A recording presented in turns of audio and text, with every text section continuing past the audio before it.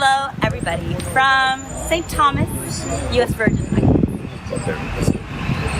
So you thought that I would go home after July 27th. Not really. I'm here in this beautiful island to honor Virgin Islanders who went to fight in Korea. So we just laid the wreath here, and this is the Franklin D. Roosevelt Veterans Memorial Park. And while it does not have a Korean War memorial yet, it has a veterans memorial honoring veterans from all 5 branches. We of course laid the wreath here, and I am going to take you to some of my Virgin Islander grandpas. So come on over. Of course, that is the Virgin Island flag, and behind me is the government building. So just to give you a history background, Virgin Islands became part of the U.S. territories in 1917 because, of course, America wanted to ensure that the Caribbean was not going to be under German influence. And it's a little bit, if you really think it, it's amazing that, shortly after, Virgin Islanders fought in the Korean War for a country, their newly adopted country, for a country that they didn't know, Korea. And so here we, look at this. The Lieutenant Governor was here. Thank you, Lieutenant Governor Potter, who was a veteran himself. Congresswoman representative was here. She came to represent. But and we just ended the ceremony, so they're eating lunch and they're watching a video about the Korean War. And they don't give us much trouble. Maybe the environment is well there. Evening can you say hello to the people to say just these are my grandpas, Virgin Islander grandpas. Grandpa Larry. Oh, Grandpa,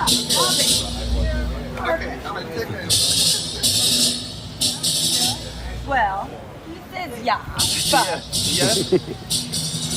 So Grandpa Aubrey is probably one of the most knowledgeable Korean War veterans that I've met and I've had the honor to meet. And he is, he's a Virgin Islander. However, he fought with the Buccaneers. Of course, you all know by that. I didn't fight. I assisted them. Yes, you assisted them. But he also has a Congressional Gold Medal because, of course, the Buccaneers were awarded this. A unit citation. Exactly. And could you, just as a Virgin Islander, to have participated in this effort to defend freedom, not just for Korea, but halted the communism, spread of communism around the world. What does it mean? What does it mean to you after almost 70 years? For me to come here and thank you and just, seeing your colleagues. Well, it's built on different levels. What we did, maybe help the people of color in the military to be better treated because they saw that we had discipline, we can follow orders, we were well trained. I was the first person of color accepted to the Southeastern Signal School in Fort Gordon, Georgia in 1952, and it was a very intense course. It was the longest enlisted man course at the time. It was 34 weeks long. And I was perfectly trained in every type of communication of that time to operate, to repair, and to restore. And that's what I did in Korea to help you people.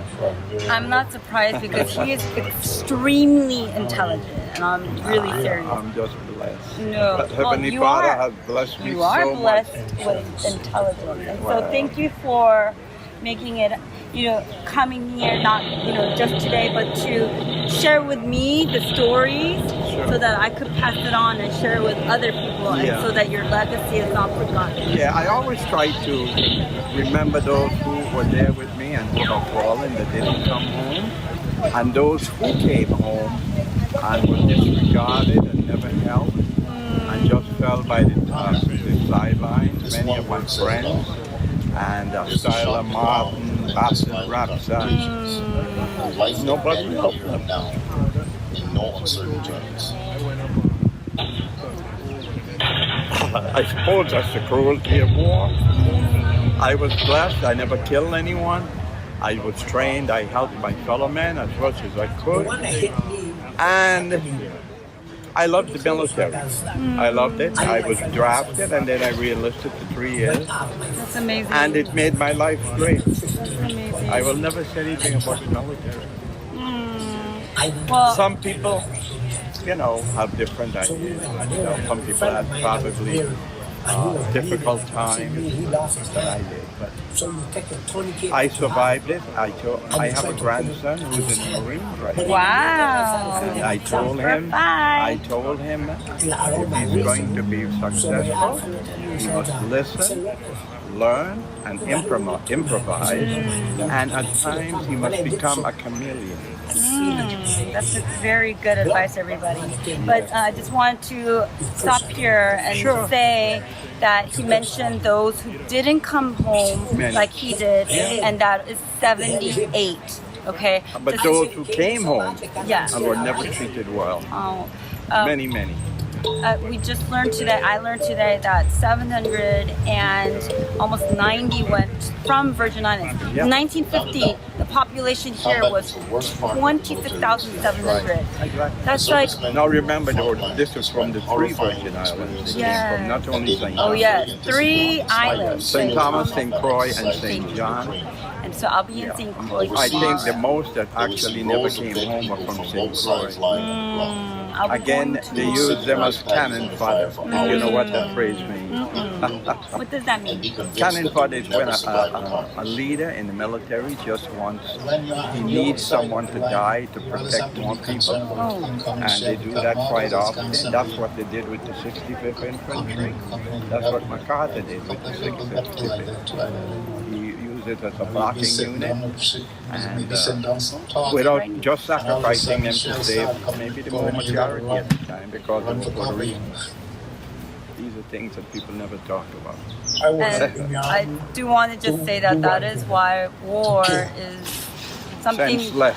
senseless, and we need to continue to defend peace. Oh, it's raining, so I'm gonna go. I want you to Okay. shelter, okay? Thank you so You do much. that. I don't want you to melt. It's kind of weird because it's hot and it's raining and it's very hot and it's raining. But I do want to end with. I was very done. There's some Caribbean food back there, and I'm hungry, so I'll be eating that soon. However, hey, where are your 2 other handsome cousins? Oh, yes. Okay. Okay. Come. Okay. Name, please. My name is Kaba Benjamin. Of what is wild or going to be like. Benjamin. And Hello, I'm Marcin Benjamin. okay, where's the other Benjamin? One more Benjamin. Why are you guys here? Start with that. So we're gonna come a little closer because it's so loud back there. We came to support our grandfather. Yeah. Well, we'll go over there because we don't want to block the food. Okay, you came to support your grandfather. Who's your grandfather? My grandfather. Okay, can you honor him by explaining to him why he was here? As a matter of He fought in the Korean War. We wasn't even around then. You know what I'm saying? Like, wasn't even a thought or anything. He fought for us, and we wasn't even in existence. Because my mom, them, they were back home. He was all the way across the world fighting for America. I know. That's kind of cool. But so I called him my grandpa, as you heard, right? So technically, we're cousins. Right? Yeah. So I have like huge. Ooh, do you guys do this? Red, white, and blue? I did it. They're very patriotic. Red, white, and blue. It Yeah. wasn't planned, but My Benjamin cousins. Yes. So thank you for your grandfather's service, and I hope that you carry for the rest of your life that pride that he served and helped somebody like me come into existence. Not only you, but me, right? And all the Korean people.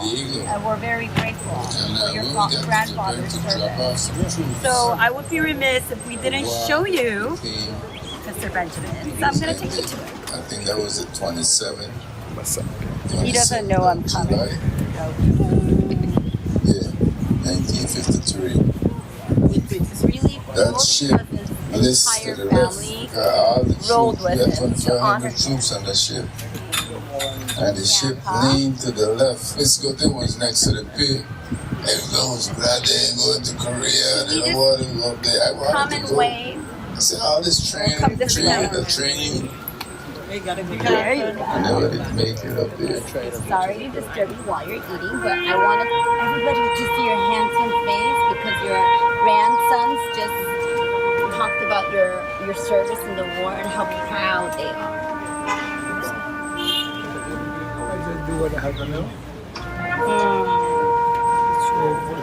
Unlike veterans of World War II and the Vietnam War, Virgin Islands veterans of the Korean War But I am so did not glad that report you that they made it back, encountered anything out of the and that you are ordinary here, in terms of the mainland and you or have to the this islands. beautiful family. There was nothing that like the you were elaborate welcome in raised, St. Thomas in who love you and 1946 who for respect the you and who are 150 so Virgin proud of Islands you, veterans of as World I War am II. grateful to you. So thank you. And there was nothing like the rude welcome and insults Thank you. experienced by some Virgin And Islands last but not veterans least, of look the at Vietnam this.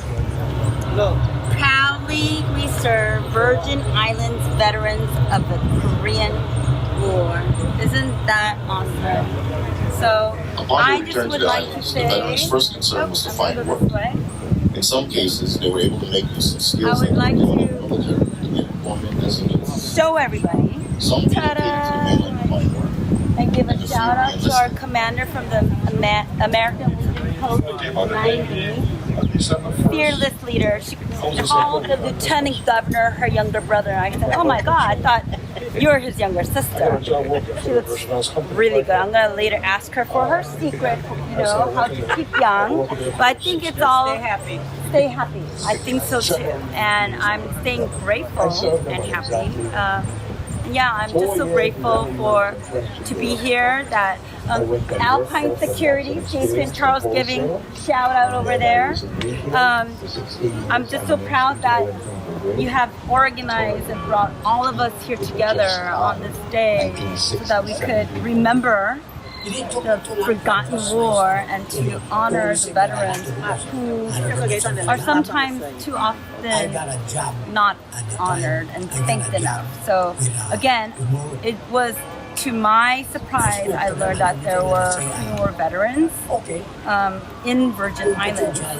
Not only 78 died, and that's not to compare numbers, but that's more than Nevada and Delaware. And so people back in the States, we sometimes forget the sacrifices made by the people in the U.S. territory. And so again, I am grateful to you. I'm grateful to Alpine Security. I'm grateful to the American Legion Post and to the government of U.S. Virgin Islands for taking care of the grandpas. I am hoping that there will be a memorial monument dedicated at the Veterans Park to honor their service. So, Shumaro. So this has been now an extension of my 50 states, 70 plus, steady 90-day journey across America. Because it's my 92nd day, but the journey continues because the Korean War veterans must be remembered forever. So, remember77.org.